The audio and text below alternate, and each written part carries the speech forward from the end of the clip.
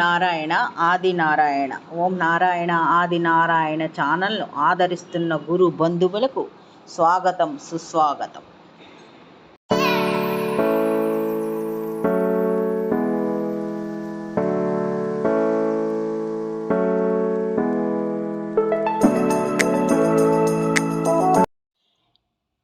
ఓం నారాయణ ఆది నారాయణ. ఓం శ్రీ భగవాన్ వెంకయ్య స్వామినే నమః.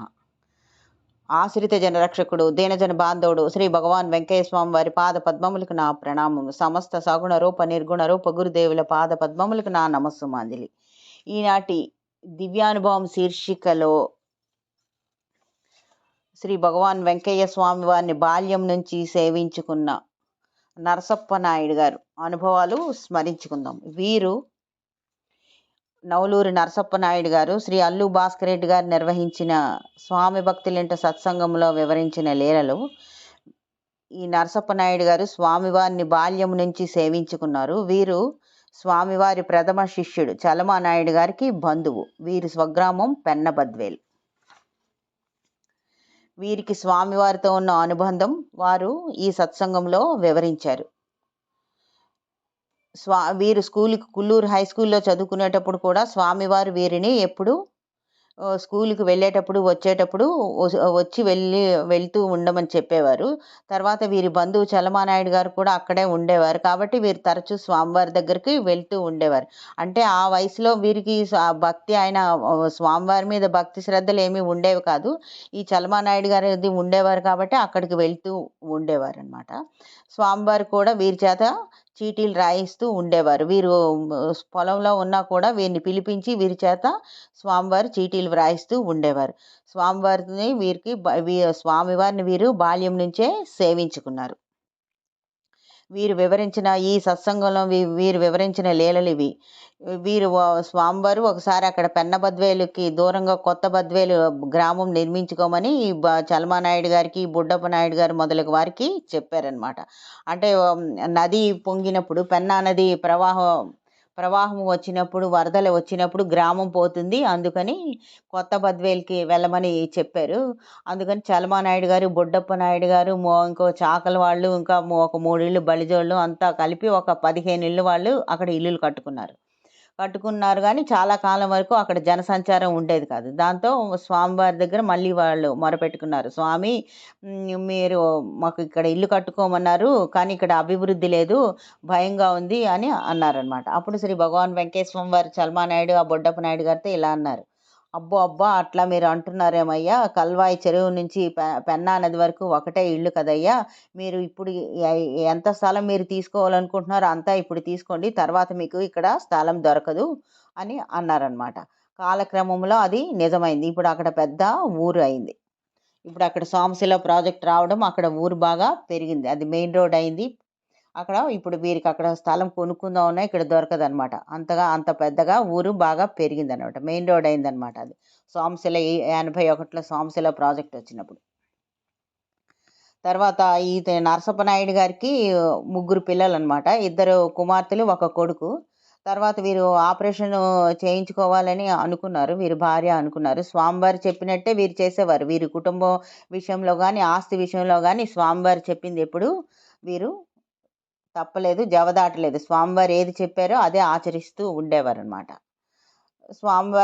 వీరికి ఆపరేషన్ చేయించుకుందామని శ్రీ భగవాన్ వెంకయ్య స్వామి వారిని అడిగారు. అప్పుడు స్వామి ఇలా అన్నారు. వద్దు, అబ్బో అట్లా అంటావు ఏంటయ్యా, ఇప్పటికే తిరుపతి వెంకటేశ్వర్లు, పద్మావతమ్మ గారు మాట్లాడుకొని ఒక ఆయన్ని వదిలారు, నువ్వు ఆ పని చేయొద్దు, ఆయన వస్తాడు, ఆయన పుట్టిన తర్వాత మీరు అబ్బాయిని తీసుకొని కొండకపోయి దర్శించుకొని రావాలి కదా అని అన్నారు. వీరికేమీ అర్థం కాలేదు. కానీ ఇంటికి వచ్చిన తర్వాత భార్యకి చెప్పారు, ఆపరేషన్ వద్దని చెప్పారు అని అన్నారు, అంతే. ఆ తర్వాత వీరికి అబ్బాయి పుట్టాడు. అబ్బాయికి వెంకటేశ్వర్లు అని పేరు పెట్టారు. ఆ అబ్బాయికి 3వ సంవత్సరం వచ్చిన తర్వాత తిరుమలకి వెళ్ళి స్వామిని దర్శించుకొని వచ్చారు. వీరి పెద్ద అబ్బాయి డాక్టరు, చిన్న అబ్బాయి ఆడిటర్ అనమాట. అందరూ సుఖంగా శ్రీ భగవాన్ వెంకయ్య స్వామి వారి అనుగ్రహంతో సుఖంగా ఉన్నారనమాట. తర్వాత వీరు ఇంకా వివరించిన లీలలు ఏంటంటే స్వామివారి గురించి వీరు వివరించారనమాట. స్వామివారు నిరాడంబరంగా ఉండేవారు. ఎక్కడ ఉన్నా లోపలికి వచ్చేవారు కాదు. తాటి మట్టలు వేసుకొని పశువుల దొడ్లో పడుకుంటూ ఉండేవారు. లోపలికి రమ్మన్నా వచ్చేవారు కాదు. వర్షం వచ్చినా లోపలికి వస్తూ ఉండేవారు కాదు. బయటే ఉండేవారు. స్వామి ఇంట్లోకి రాకూడదా అంటే పోతుందిలే, అదేం చేస్తుంది, కొంతసేపటికి పోతుందిలే అని అంటూ ఉండేవారు. అంతేగాని స్వామివారు మాత్రం లోపలికి వచ్చేవారు కాదు అని అన్నారనమాట. వీరు వివరించిన ఇంకొక లీల ఏంటంటే, ఒకసారి చలమానాయుడు గారు వారి ఆర్థిక పరిస్థితి దృష్ట్యా పొలం అమ్ముదామని పొలం అమ్మకానికి పెట్టారు.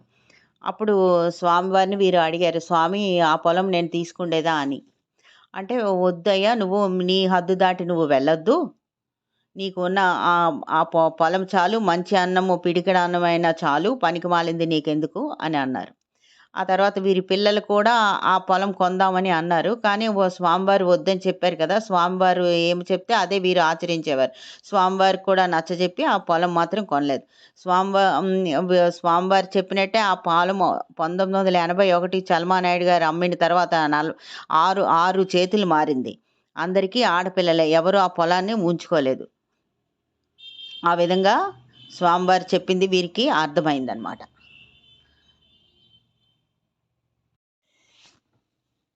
ఇంకొక దివ్యానుభవము. ఈ దివ్యానుభవం శ్రీ భగవాన్ వెంకయ్య స్వామి వారి పాదరేణువు శ్రీ శ్రీ మాకాని వెంకటరావు గారి దివ్యానుభవం ఇది. ఆ దివ్యానుభవము ఇప్పుడు ఇలా స్మరించుకుందాం మనం. ఒకసారి శ్రీ భగవాన్ వెంకయ్య స్వామి వారు మాకాని వెంకటరావు గారి చేత ఇలా వ్రాయించారు. సత్యం నిత్యం ధర్మం మోక్షం సత్యమే పరబ్రహ్మ స్వరూపం, పరబ్రహ్మమే నారాయణమూర్తి, ఆ నారాయణుడే అవని పైన అవధూత వేషములో ఉన్న శ్రీ భగవాన్ వెంకయ్య స్వామి వారు. ఇది 10వ చూపులోని వారికి సులభం అని మాకాని వెంకటరావు గారి చేత శ్రీ భగవాన్ వెంకయ్య స్వామి వారు చెప్పి రాయించారు.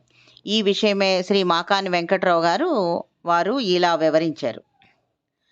అది వారి అనుభవ రూపకంగా ఇలా వివరించారు. ఒకసారి శ్రీ మాకాని వెంకటరావు గారు వారి సతీమణి మాకాని లక్ష్మమ్మ గారు ఇద్దరు గొలగమూడి వెళ్ళారు.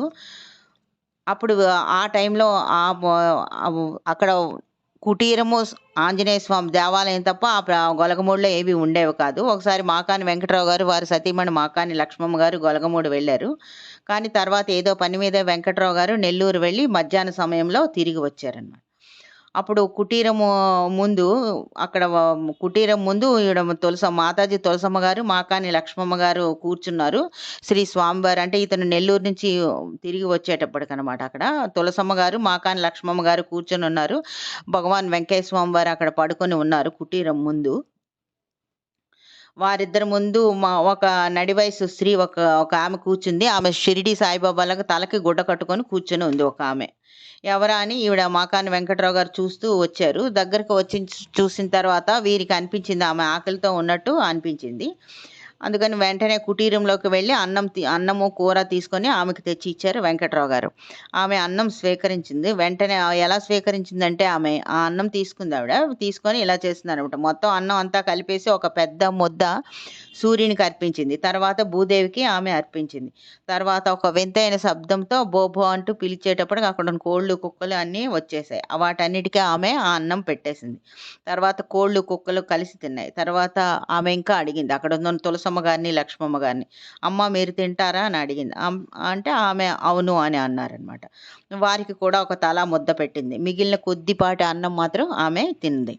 వెంకటరావు గారు అయ్యో ఈమె ఆకలి తీరలేదని మరికొంచెం అన్నం తీసుకొచ్చి ఆమెకి ఇచ్చారు. ఆమె దాన్ని తృప్తిగా భోజనం చేసింది. భోజనం చేసింది. ఇంకా అక్కడి నుంచి లేచి వెళ్ళిపోయింది అనమాట. అప్పుడు లక్ష్మమ్మ గారు తులసమ్మ గారు ఆమెను వెంబడించారు. ఆమె ఒక నిమిషం ఆగి వీళ్ళ వైపు చూస్తూ ఆ అమ్మ ఇలా అన్నారనమాట. వీళ్ళిద్దరిని చూసి మీరు దేవుణ్ణి చూడాలనుకుంటున్నారా అని అడిగారు వీళ్ళని, తులసమ్మ గారిని లక్ష్మమ్మ గారిని. వీళ్ళిద్దరూ అవునన్నట్లు తల ఊపారు.